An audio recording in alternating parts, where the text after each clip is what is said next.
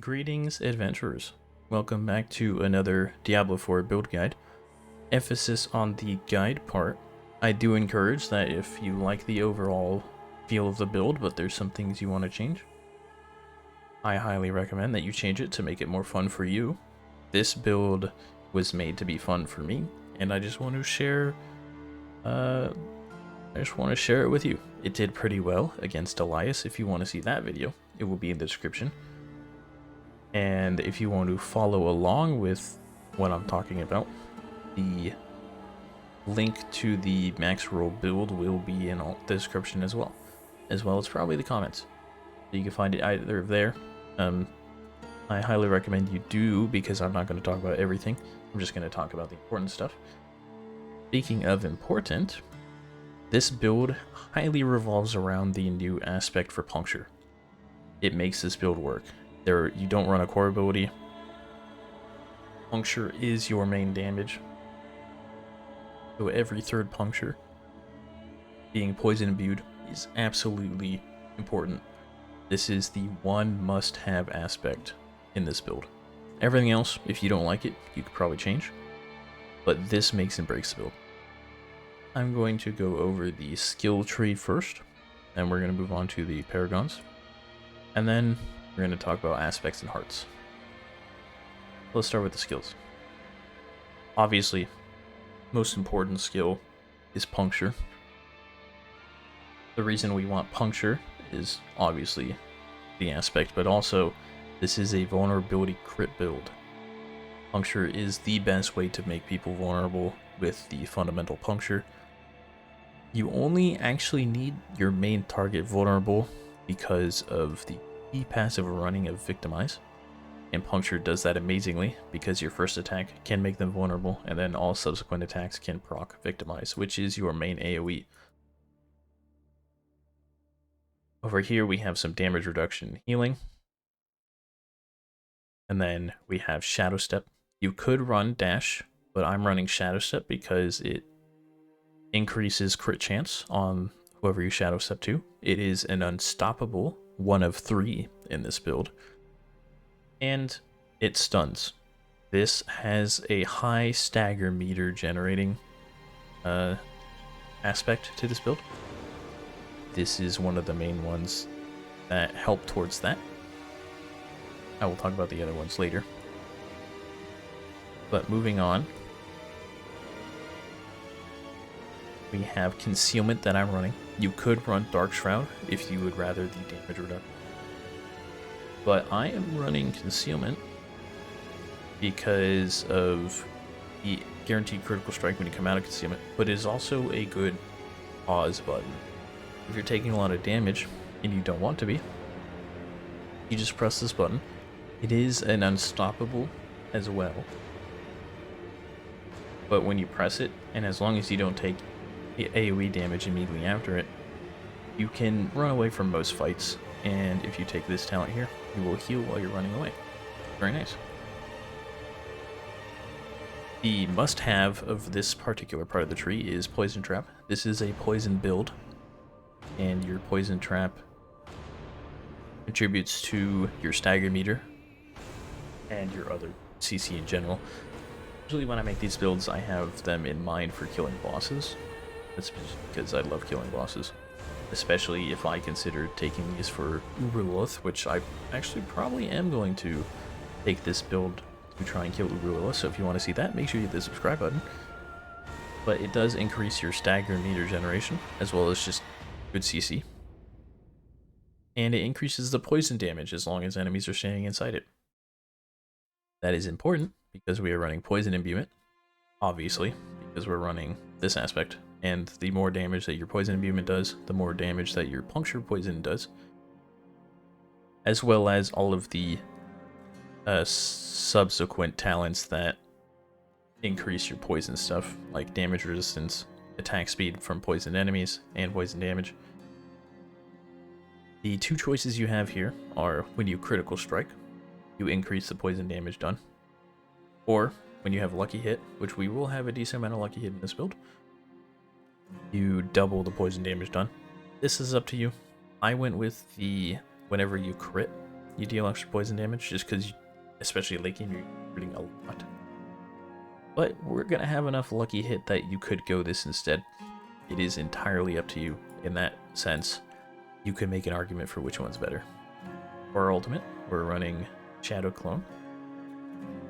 It is also an unstoppable, but I'm choosing this over something like Death Trap because, in my opinion, it's just more fun, especially since we're running attack speed a lot on this build with talents like this. Your attack speed increases your Shadow Clone attack speed because it mimics you. If you are running Dash, you could go a Shadow Clone variant of this build where you get the Shadow Clone aspects that copy your imbuement and stuff like that. Because you do have the aspect that gives you a Shadow Clone whenever you dash. Dash is a more AoE focused version of this build.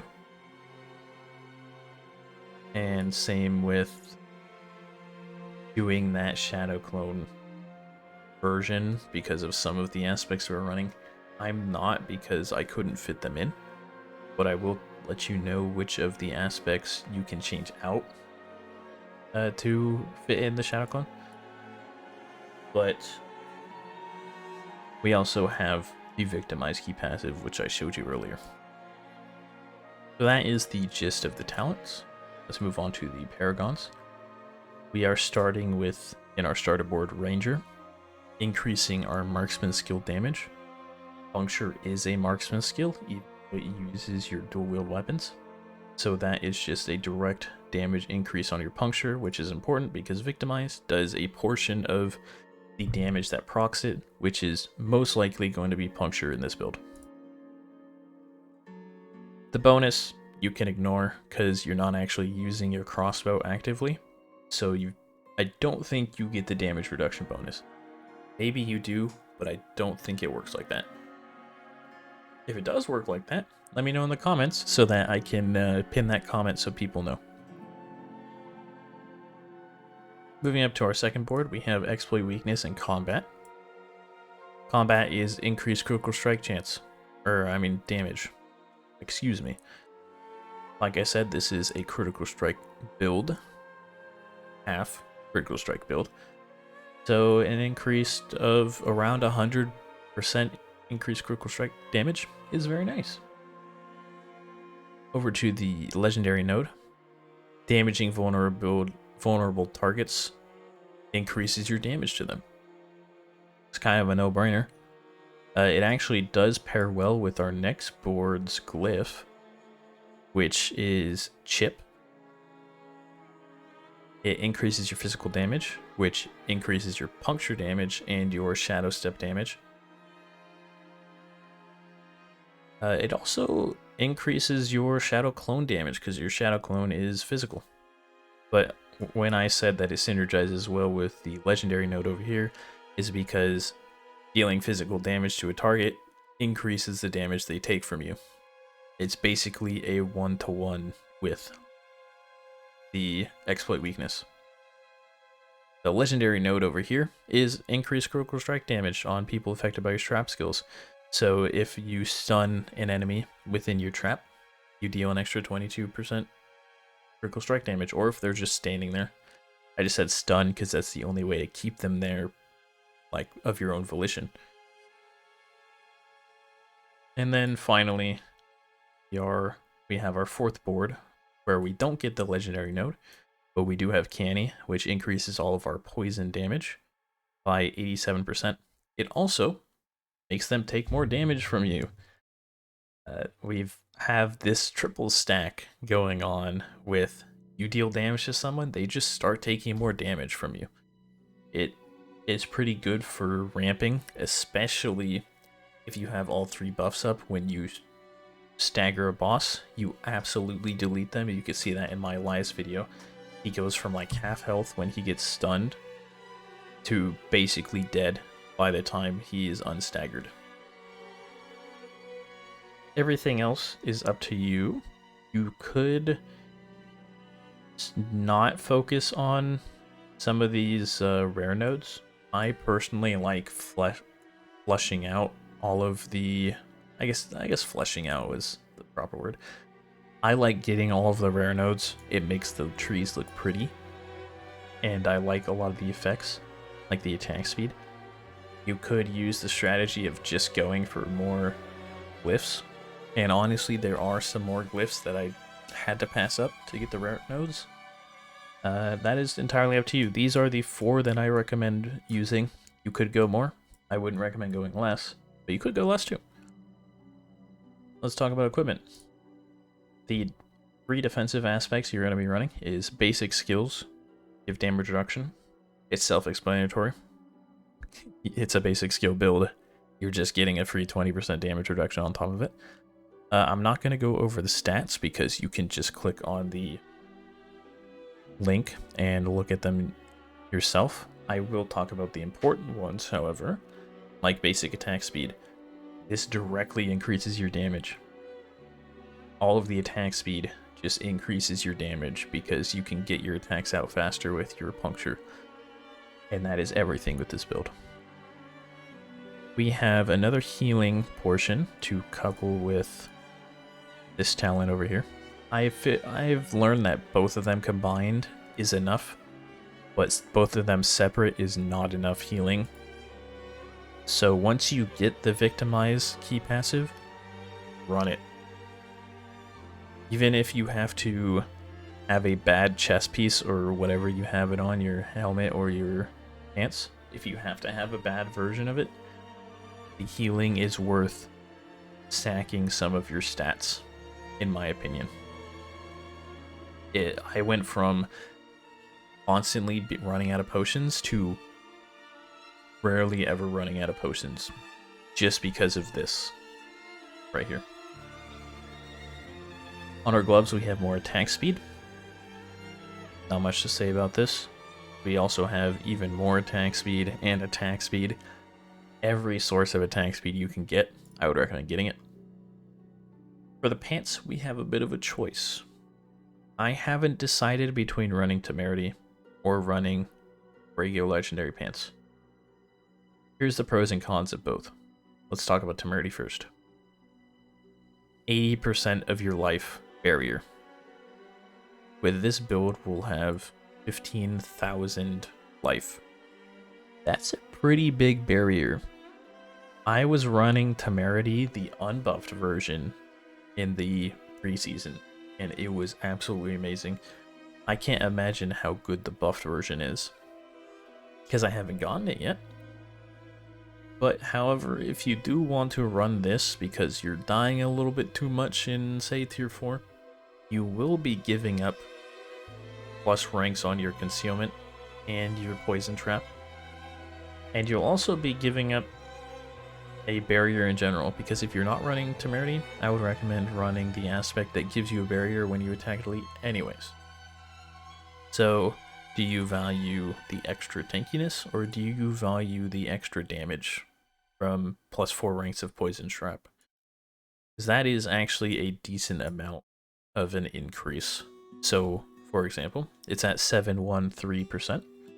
If we remove 4 points, you lose about 180-ish, it looks like. That's kind of off the top of my head, I could be wrong. But you go from 713 down to 554%. You do lose a decent amount of damage. It is not a huge amount of your poison damage, because they have to actually be standing still for that damage to actually do anything to them. So it's close enough that I would say there's an actual choice here. I don't know which one I would run. I would have to test how good Temerity is once I get it, which I haven't gotten it yet. For the boots, we are running the vulnerable daze one, where if you're attacking a vulnerable enemy, you have a chance to daze them. It is very nice for your stagger meter. It is also just very nice for reducing the amount of people who are actively attacking you. With both of these, we are running dodge chance, which couples with the every time you use a cooldown, which is 5 out of your 6 abilities are a cooldown. So you're gonna have a lot of dodge. That's another thing you'll be losing with Temerity. See, what is our dodge chance? 28%, not including the talent. So 40% dodge chance if you have the actively running the talent. That gives you 12% dodge chance. It's very nice. 40% chance to just ignore incoming damage. Moving on to our jewelry. This is where we'll also talk about the hearts. I don't know why it wants me to update the profile, but I will. Just to get up to date for you guys. Link in the description. This aspect here is your second highest damaging aspect. You could run it on your crossbow to make it do even more damage. Which I'm actually on my actual character on the servers. I am running it on my ranged weapon. And I'm running the poison imbuement puncture one on my... Ooh, mind blank, please. Knowledge. Be absorbed into my mind. On my necklace. Don't know why it took me so long to think of that. But yes, I swap these. It's personal preference, really. Whichever one you want to focus on more. The reason it's there is a question is because the aspect power of the necklace is at like 150%. The aspect power of the crossbow / bow is 200%. So if you see here, it's 300% on the poison imbuement potency. If I were to use it over here, it would only be 150 to 225. So that's why it's up to you. And it is an actual decision you have to make. But let's talk about the heart. I'm running the incoming damage is suppressed, and whenever you use a subterfuge or defensive, in this case it would just be subterfuge, so every time you press poison trap, and every time you press concealment, you will do fire damage based on how much damage you suppressed from this heart. Rogue is the least tanky class in the game. Yes, I am saying that Sorcerer is more tanky if you run all of the barrier talents from Sorcerer. I will say that. I do believe that Sorcerer is more tanky than Rogue, in my experience. And this just gives you an extra 20% damage suppression. It's very nice. Moving on to our first ring, we have skills deal increased damage based on our primary resource. You're gonna be at max primary resource the whole time. So it's just a damage increase, 20% damage increase in this case. As for the heart, we are running Lucky Hit stun grenades. A very big part of our stagger meter gain. It's probably just as big as the daze. While it is a 2-second daze versus a 0.5-second stun, stun is a lot more valuable than daze in terms of the stagger meter. It also helps in stopping some wind-up attacks, like those big dudes have the overhead slam that stuns you. You know the dudes I'm talking about. This can interrupt them, and if you do interrupt them, it stops them from doing that ability for a little bit. So overall, just very nice. It does minimal damage, just ignore the damage. Literally, this says 1. On the ones that I have on live server, it's like 7 physical damage. It's kind of a joke. They could have left that part out, but hey, 7 damage is 7 damage. And then finally, for the final ring, we have one of the aspects that you could change out if you're running the Shadow Clone version of this build. The imbuement skills are more potent for vulnerable enemies. We are running a lot of poison imbuement damage. This just makes it do even more poison damage. As for the heart, you become immune for 4 seconds when you take too much damage. Like I said, very, very squishy class. This just helps push the bar a little bit more in your favor. And then we have the aspect I already talked about on our weapon. The final two aspects are every time you critical strike with a poison abuse skill. This does include the third cast of Puncture. You create a pool on the ground. It stacks also, so you could immediately get one off of your Shadow Step crit, and then you could immediately get one off your Puncture crit. It does have a lot of ground clutter to it. I have like moved enemies because I thought it was an enemy pool on the ground that I didn't want to stand in. But it is just free poison damage, especially when you have a boss staggered. It ramps very hard.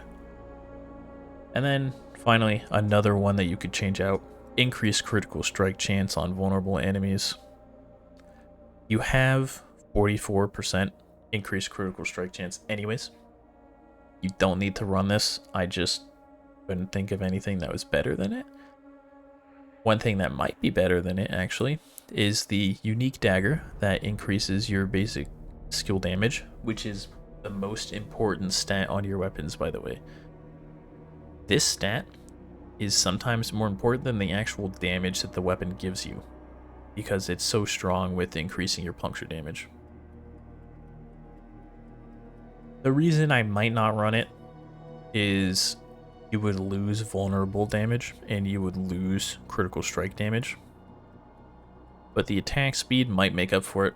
I haven't been able to test it, so I don't know. And it has about the same increased basic skill damage. So I guess if you don't get a good dagger that has basic skill damage on it, or sword, you can run it. It is an option, and it is up to you. Just like with the rest of this build, entirely up to you. I hope you enjoyed this video. What'd you think of the build? I am gonna take this to see if I can kill Uber Lilith with it. I will probably give an update on anything that changes in that journey, because you never know what World Tier 4 is going to expose from your build. But if you enjoyed this, make sure you give it a like. If you are not subscribed, please consider subscribing. We are almost at 500 subscribers. Once we get 500, I can actually apply for partnership, and that will make me a very happy disembodied voice. Thank you so much for watching. My name is Cynical, signing off.